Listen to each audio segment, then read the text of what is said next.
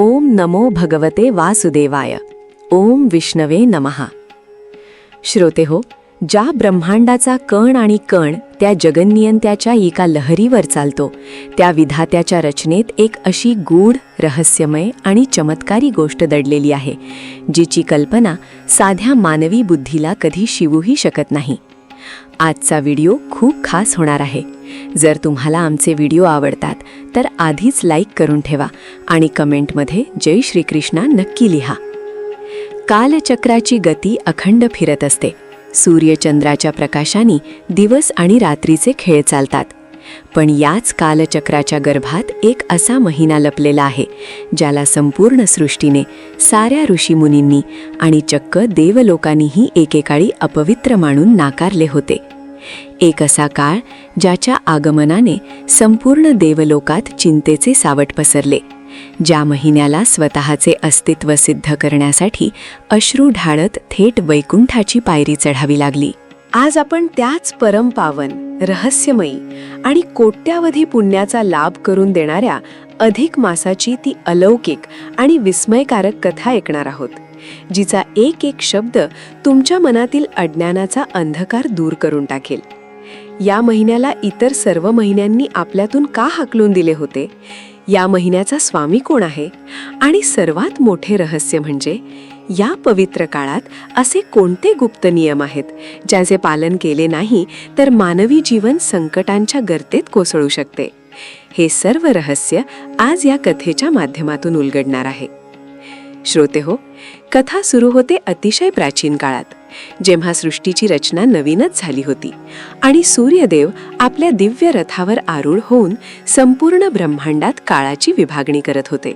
सूर्य आणि चंद्राच्या गतीवरून ऋषीमुनींनी पंचांग तयार केले, नक्षत्रांची मांडणी केली आणि वर्षाचे 12 महिने निश्चित केले. चैत्र, वैशाख, ज्येष्ठ, आषाढ अशा प्रत्येक महिन्याला सृष्टीच्या चक्रात मानाचे स्थान मिळाले. प्रत्येक महिन्याचा एक स्वतंत्र देव ठरवला गेला, ज्या योगे त्या महिन्यात होणाऱ्या धार्मिक कार्यातून मानवाला पुण्य मिळावे. परंतु याच सूर्य आणि चंद्राच्या गतीमधील एका सूक्ष्म फरकामुळे, एका गणितीय गुंतागुंतीमुळे कालचक्राच्या पोटातून एक अतिरिक्त महिना जन्माला आला, ज्याला आपण अधिक मास किंवा मलमास म्हणतो. जेव्हा या महिन्याचा जन्म झाला तेव्हा सृष्टीत एकच खळबळ माजली, कारण हा महिना इतर 12 महिन्यांपेक्षा पूर्णपणे वेगळा, अलौकिक आणि जगाच्या नियमात न बसणारा होता. या महिन्याचा जन्म होताच एक अत्यंत भयंकर आकाशवाणी झाली, ज्याने पृथ्वीवरील ऋषीमुनींपासून ते स्वर्गातील देवांपर्यंत सर्वांची धडधड वाढवली. त्या आकाशवाणीने घोषित केले की या अतिरिक्त महिन्याला सृष्टीच्या कोणत्याही शुभ कार्यात स्थान मिळणार नाही आणि जो कोणी या काळात शुभ कार्य करेल त्याचे पुण्य क्षणात भस्म होऊन जाईल. या भीषण आकाशवाणीने त्या नवजात अधिक मासाच्या अस्तित्वावरच घाला घातला. श्रोते हो, कल्पना करा, ज्या महिन्याला स्वतःचे असे कोणतेही नाव नव्हते, ज्याला समाजाने, निसर्गाने आणि देवांनीही अपवित्र, टाकाऊ आणि अशुभ मानून दूर लोटले, त्याच्या मनाची अवस्था काय झाली असेल? सर्व ऋषीमुनींनी पंचांग पाहताना या महिन्याकडे पाठ फिरवली. लोकांनी या काळात यज्ञ, विवाह, व्रतवैकल्य करणे पूर्णपणे बंद केले, कारण प्रत्येकाला आपल्या पुण्याशी आणि भविष्याशी भीती वाटत होती. या महिन्याला मलमास म्हणजेच मळाचा, अशुद्ध महिना असे हिणवले जाऊ लागले. जिथे जिथे हा महिना जायचा तिथून मांगल्याची दारे बंद केली जायची. संपूर्ण ब्रह्मांडातून बहिष्कृत झालेल्या या अधिक मासाला आपले हे अतीव दुःख सहन झाले नाही. त्याचे डोळे अश्रूंनी भरून आले.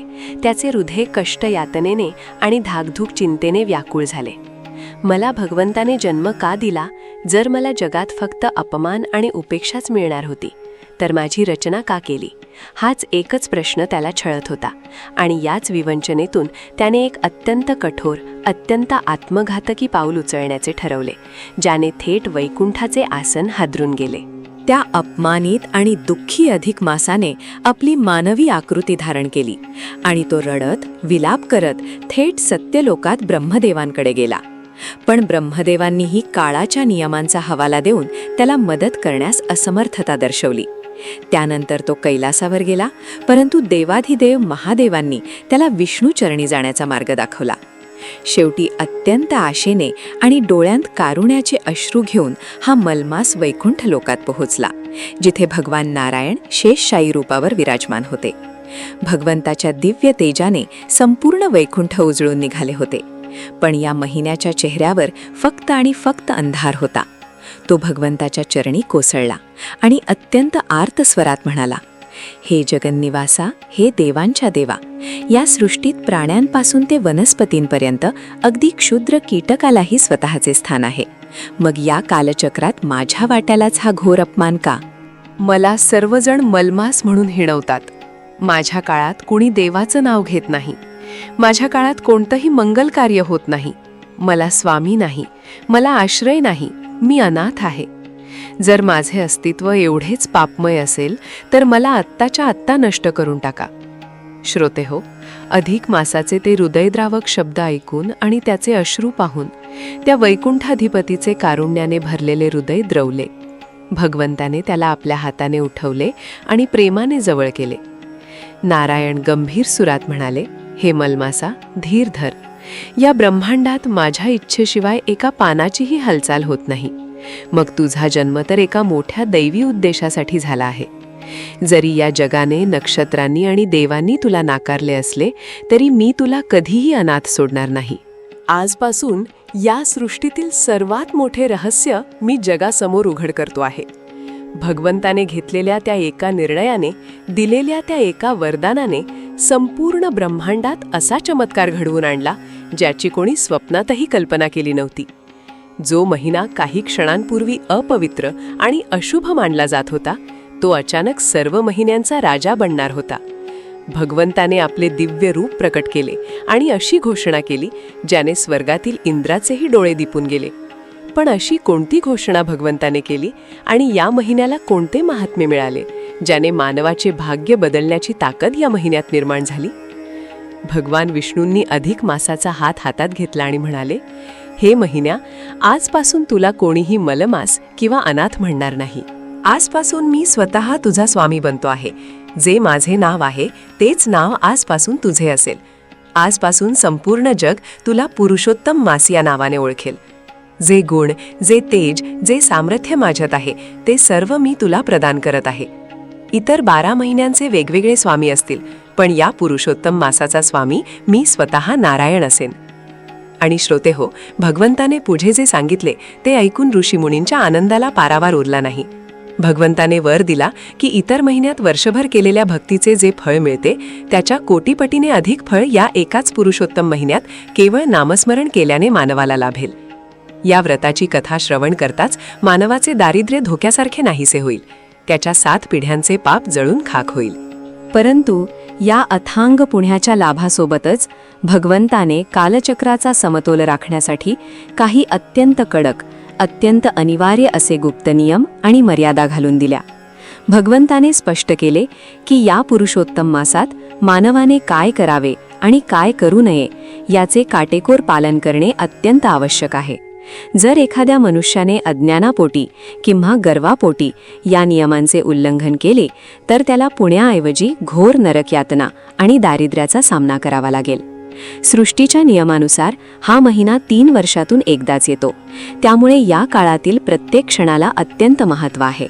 भगवंताने घालून दिलेले ते नियम कोणते होते ज्यांच्या पालनाने सामान्य मनुष्यही देवत्वाला पोहोचू शकतो? आणि अशा कोणत्या चुका आहेत ज्या नकळत केल्या तरी घराचे ऐश्वर्य क्षणात नष्ट होऊ शकते? या गूढ नियमांची आणि विस्मयकारक विधींची सविस्तर कथा, ज्यामध्ये मानवी कल्याणाचे संपूर्ण रहस्य दडलेले आहे, ती पुढे अत्यंत नाट्यमय वळणावर येऊन ठेपली आहे. ओम नमो नारायणाय. ओम नमो भगवते वासुदेवाय. श्रोते हो, ज्या ब्रह्मांडाचा एक एक कण त्या जगन्नियंत्याच्या निस्त्या भूमवेच्या इशाऱ्यावर नाचतो, त्या विधात्याच्या अथांग रचनेत एक असे भयंकर रहस्य दडलेले आहे ज्याचा विचार केला तरी अंगावर काटा आल्याशिवाय राहत नाही. ज्या कालचक्राच्या गतीने सूर्य आणि चंद्र अहोरात्र फिरत राहतात, त्याच कालचक्राच्या एका गुप्त वळणावर सृष्टीच्या सुरुवातीला एक असा भयानक प्रसंग ओढवला होता ज्याने साऱ्या देवलोकाची झोप उडवून दिली होती. हे केवळ विज्ञानाचे गणित नव्हते, तर हा देवांचा आणि दैत्यांचा एक असा खेळ होता ज्यामध्ये संपूर्ण पृथ्वीचा विनाश होण्याची वेळ आली होती. जेव्हा सूर्यदेव आपल्या दिव्य तळपत्या रथावर आरूढ होऊन ब्रह्मांडात काळाची वाटणी करत होते, तेव्हा ऋषीमुनींनी आणि देवांनी मिळून चंद्राच्या आणि सूर्याच्या गतीची मोजणी केली. पण याच मोजणीच्या दरम्यान एका अत्यंत सूक्ष्म अदृश्य अशा कालखंडाचा जन्म झाला, ज्याला साऱ्या जगाने अत्यंत अपवित्र, टाकाऊ आणि काळवंडलेला मानून धुतकारून लावले. हा काळ इतका भयानक मानला गेला की त्याचा स्पर्श होताच माणसाचे चालू असलेले सर्व पुण्य नष्ट होईल, अशी भयंकर आकाशवाणी थेट शून्य आकाशातून झाली. या आकाशवाणीने पृथ्वीवरील मानवांचे तर सोडूनच द्या, पण स्वर्गातील इंद्राचे सिंहासनही थरथर कापायला लावले. प्रत्येकजण भयभीत झाला, कारण या नव्या काळाच्या उदयात एक अत्यंत गुप्त आणि विनाशकारी शाप लपलेला होता, ज्याने मानवी जीवनाला दारिद्र्याच्या दलदलीत ढकलण्याची ताकद ठेवली होती. श्रोते हो, कल्पना करा, एका बाजूला चैत्र, वैशाख, ज्येष्ठ असे सर्व महिने आपल्या अंगावर दिव्यांचे, सणांचे आणि शुभाशीर्वादांचे अलंकार लेवून गर्वाने मिरवत होते, तर दुसऱ्या बाजूला हा अनाथ निनावी महिना एका कोपऱ्यात बसून रडत होता. त्याला कोणी स्वतःचे नाव दिले नाही, त्याला कोणी आपला स्वामी मानले नाही. त्याचे नाव ठेवले गेले मलमास, म्हणजेच मलिन, अशुद्ध आणि मळाने भरलेला काळ. या काळात ज्याने कोणी शुभ कार्य केले, ज्याने कोणी विवाह, यज्ञ किंवा नवीन गृहारंभ केला, त्याचे संपूर्ण कुळ नष्ट होईल असा भयंकर नियम निसर्गाने लागू केला. संपूर्ण सृष्टीतून बहिष्कृत झालेल्या या अधिक मासाला आपले हे घोर दुःख सहन झाले नाही. त्याचे डोळे अश्रूंनी डबबले, त्याचे हृदय कष्ट, यातनेने आणि धाकधूक चिंतेने व्याकुळ झाले. मला भगवंताने जन्म का दिला? जर मला जगात फक्त अपमान आणि उपेक्षाच मिळणार होती, तर माझी रचना का केली? हाच एकच प्रश्न त्याला छळत होता. याच तीव्र अपमानाच्या आगीत होरपळत असताना त्याने एक अत्यंत कठोर आणि आत्मघातकी पाऊल उचलण्याचे ठरवले, ज्याने थेट वैकुंठाचे दिव्य आसन हादरून गेले. हा मलमास मानवी रूप धारण करून रडत भक्तत जेव्हा प्रत्यक्ष सृष्टीचे निर्माते ब्रह्मदेव आणि कैलासाधिपती महादेव यांच्याकडे गेला, तेव्हा त्यांनीही काळाच्या नियमांपुढे आपले हात वर केले. विश्वाच्या या सर्वोच्च शक्तींनी जेव्हा पाठ फिरवली, तेव्हा त्या अनाथ महिन्यासमोर फक्त एकच मार्ग उरला, तो म्हणजे थेट वैकुंठ लोकात जाऊन सृष्टीच्या पालनकर्त्याच्या चरणावर आपले प्राण त्यागणे. पण श्रोतेहो, खरी गुंतागुंत आणि थरार तर पुढेच आहे. जेव्हा हा मलमास वैकुंठाच्या उंबरठ्यावर पोचला, तेव्हा तेथील दिव्य सुवासाने आणि मंदिरातील घंटानादाने त्याचे दुःख कमी होण्याऐवजी आणखी वाढले, कारण तिथे केवळ पुण्याचा आणि प्रकाशाचा वास होता, आणि हा तर स्वतः अशुद्धतेचा पुतळा बनून गेला होता. भगवान नारायण शेषशाही रूपावर लक्ष्मी मातेसह विराजमान होते. त्यांचे ब्रह्मतेज संपूर्ण विश्वाला प्रकाशमान करत होते. या अंधकारमय महिन्याने जेव्हा भगवंताच्या चरणांवर आपले डोके ठेवले, तेव्हा त्याच्या डोळ्यांतून वाहणाऱ्या अश्रूंनी भगवंताचे चरणकमळ ओले झाले. तो आर्तस्वरात ओरडला, हे जगन्निवासा, जर मी या सृष्टीला नको आहे, जर माझ्या आगमनाने लोक भयभीत होतात, तर मला आत्ताच्या आत्ता या विश्वाच्या नकाशावरून मिटवून टाक. भगवंताचे कारुण्याने भरलेले हृदय विरघळले. त्यांनी त्याला प्रेमाने उठवले आणि संपूर्ण ब्रह्मांड थक्क होईल असा एक अद्भुत निर्णय घेतला. भगवंतांनी घोषित केले की जो महिना जगासाठी अपवित्र आहे, त्याचा स्वामी मी स्वतः पुरुषोत्तम बनेन, आणि आजपासून हा महिना पुरुषोत्तम मास म्हणून ओळखला जाईल. पण श्रोतेहो, ही तर केवळ एका मोठ्या रहस्याची सुरुवात होती. भगवंताने या महिन्याला आपले नाव तर दिले, पण त्याचसोबत या महिन्यात मनुष्याने काय करावे आणि काय करू नये याचे अत्यंत कडक, गुप्त आणि अनिवार्य नियम संपूर्ण मानवजातीसाठी लागू केले. भगवंताने स्पष्ट शब्दांत ताकीद दिली की या पुरुषोत्तम मासात जे नियम पाळले जातील ते इतर कोणत्याही महिन्यात पाळले जात नाहीत. हा काळ 3 वर्षातून एकदाच येतो, त्यामुळे या काळातील प्रत्येक सेकंद हा देवाच्या न्यायाच्या तराजूत मोजला जातो. या काळात जर एखाद्या मानवाने अज्ञानापोटी किंवा गर्वापोटी एक जरी चूक केली, तर त्याचे संपूर्ण आयुष्य दारिद्र्याच्या आणि संकटांच्या खाईत कोसळू शकते, अशी चेतावणी स्वतः नारायणाने दिली. मग असे कोणते गुप्त नियम आहेत ज्यांचे पालन केल्याने या व्रताची कथा श्रवण करताच दारिद्र्य धोक्यासारखे नाहीसे होते? आणि अशा कोणत्या भयंकर गोष्टी आहेत ज्या या महिन्यात चुकूनही केल्या तर साक्षात लक्ष्मी माता त्या घराचा कायमचा त्याग करून निघून जाते? जेव्हा देव आणि ऋषीमुनींनी या नियमांबद्दल ऐकले तेव्हा त्यांच्या मनातही एक मोठी शंका निर्माण झाली.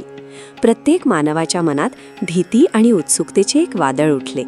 हा काळ जितका जास्त पुण्याचा लाभ करून देणारा आहे तितकाच तो एका धारदार तलवारीवर चालण्यासारखा कठीण का आहे? भगवंताने आखून दिलेली ती लक्ष्मण रेषा कोणती होती ज्याच्या पलीकडे पाऊल ठेवताच माणसाचे नशीब कोळशासारखे काळे होऊ शकत होते? या सर्व नियमांचे आणि विधींचे संपूर्ण रहस्य जे तुमच्या कुटुंबाचे भाग्य बदलून टाकू शकते ते आता पुढे अत्यंत नाट्यमय वळणावर उलगडणार आहे. ओम नमो भगवते वासुदेवाय. ओम विष्णवे नमः. श्रोतेहो, ज्या अधिक मासाचे दिव्य महात्म्य ऐकण्यासाठी तुमची अंतःकरणे आतुर झाली आहेत त्या पुरुषोत्तम नियमांची ही अद्भुत गंगा आता आपल्यासमोर अवतरत आहे.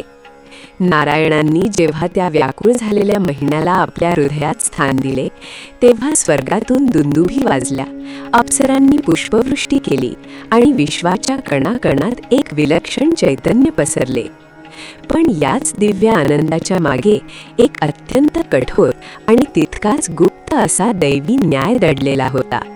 भगवान विष्णू आपल्या गरुडासनावरून उठले. त्यांचे डोळे ब्रह्मांडीय तेजाने चमकू लागले आणि त्यांनी अधिक मासात पाळायच्या अशा काही मर्यादा घोषित केल्या ज्या ऐकून प्रत्यक्ष देवर्षी नारदही चकित झाले.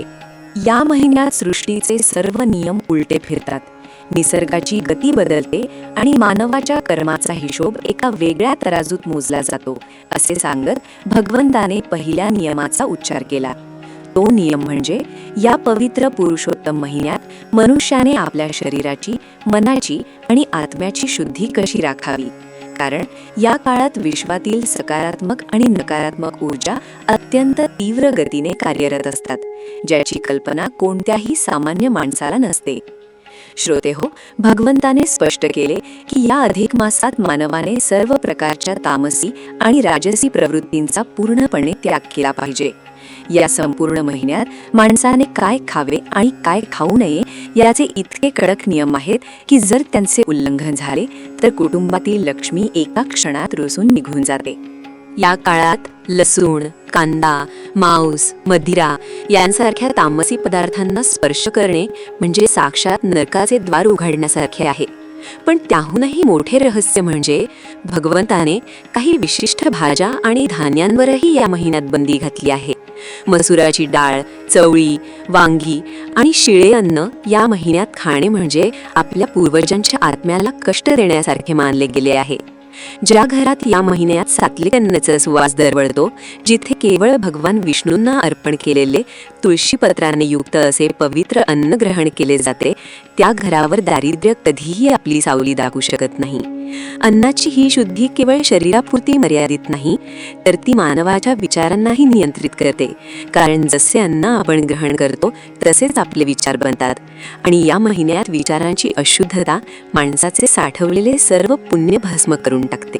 पण श्रोते हो, खरी भीती आणि गूढता तर काय करू नये या नियमांमध्ये दडलेली आहे, ज्याने कित्येक श्रीमंत कुळे केवळ एका चुकीमुळे धुळीला मिळाली आहेत. भगवान नारायणाने देवसभेत घोषित केले की या अधिक मासात कोणत्याही प्रकारची नवीन भौतिक सुरुवात किंवा मांगलिक कार्य वर्ज्य आहेत. विवाह, मुंज, गृहप्रवेश, नवीन वास्तूची खरेदी, सोन्या चांदीचे दागिने बनवणे किंवा नवीन व्यवसायाचा आरंभ या काळात चुकूनही करू नये.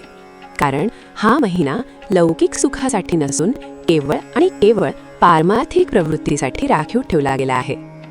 जर कोणी अज्ञानाने या महिन्यात विवाह बंधनात अडकले तर त्यांच्या संसारात कधीही सुखशांती नांदत नाही. उलट त्या घरात कलह आणि दुःखाचे साम्राज्य पसरते, असा निसर्गाचा भयंकर नियम आहे. नवीन घर खरेदी करून जर या महिन्यात गृहप्रवेश केला तर त्या वास्तूमध्ये नकारात्मक शक्तींचा वास वाढू लागतो आणि कुटुंबातील सदस्यांचे आरोग्य खालावत जाते.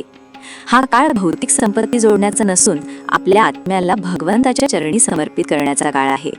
म्हणूनच या काळात केलेल्या कोणत्याही लौकिक कार्याला यश मिळत नाही, उलट मानवाच्या पदरी घोर निराशाच येते.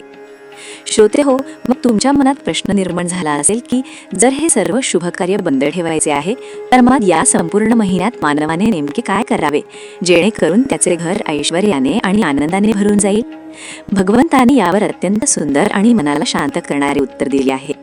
या पुरुषोत्तम मासात मानवाने सूर्योदयापूर्वी म्हणजेच ब्राह्म मुहूर्तावर उठून स्नान करावे. जर शक्य असेल तर गंगा, गोदावरी किंवा कोणत्याही पवित्र नदीत स्नान करावे आणि जर ते शक्य नसेल तर आपल्या घरातील स्नानाच्या पाण्यात थोडे गंगाजल आणि तीळ टाकून स्नान करावे. या स्नानाने मानवाच्या जन्मजन्मांतराची पापे धुवून निघतात. स्नानानंतर भगवान विष्णूंचे ध्यान करून देवघरात गायीच्या तुपाचा अखंड दिवा लावावा. हा दिवा केवळ प्रकाशाचे प्रतीक नाही तर तो तुमच्या घरातील नकारात्मक ऊर्जेचा नाश करणारा एक दिव्य अग्नी आहे. या महिन्यात श्रीमद भागवत महापुराण, विष्णू सहस्रनाम आणि ओम नमो भगवते वासुदेवाय या महामंत्राचा अखंड जप करावा. जो मनुष्य या काळात रोज विष्णू सूक्ताचे पठण करतो त्याच्या घरात स्वतः महालक्ष्मी स्थिर रूपाने निवास करते, कारण जिथे विष्णूंचे गुणगान होते तिथे लक्ष्मी माता धावत येते. परंतु श्रोते हो, या व्रताचे सर्वात मोठे आणि विस्मयकारक अंग म्हणजे दानधर्म, ज्याच्या बळावर राजा हरिश्चंद्राने आणि अनेक ऋषीमुनींनी आपले गमावलेले वैभव परत मिळवले होते. या अधिक मासात दानाचे महत्त्व इतर महिन्यांपेक्षा अनंतपटीने जास्त आहे. भगवंताने सांगितले की या महिन्यात अननसाचे, धान्याचे, छत्रीचे आणि सर्वात महत्त्वाचे म्हणजे तांब्याच्या पात्रात ठेवून अनारशांचे दान करावे. 33 अनारसे किंवा 33 पुऱ्यांचे दान ब्राह्मणाला किंवा गरजूला देणे म्हणजे सृष्टीतील 33 कोटी देवतांना तृप्त करण्यासारखे आहे. प्रत्येक अनारशासोबत एक तांब्याचे नाणे किंवा दक्षिणा ठेवून जेव्हा एखादा भाविक भक्ती समर्पणाने दान करतो तेव्हा त्याच्या 7 पिढ्यांतील पितरांना मोक्ष मिळतो आणि त्यांच्या आशीर्वादाने त्या घराण्यातील वंशाची वेल अखंड बहरत राहते. या महिन्यात भुकेलेल्या मानवाला किंवा प्राण्याला अन्न देणे, तहानलेल्याला पाणी देणे आणि गायीला हिरवा चारा घालणे यासारखे दुसरे कोणतेही मोठे पुण्य या संपूर्ण ब्रह्मांडात नाही.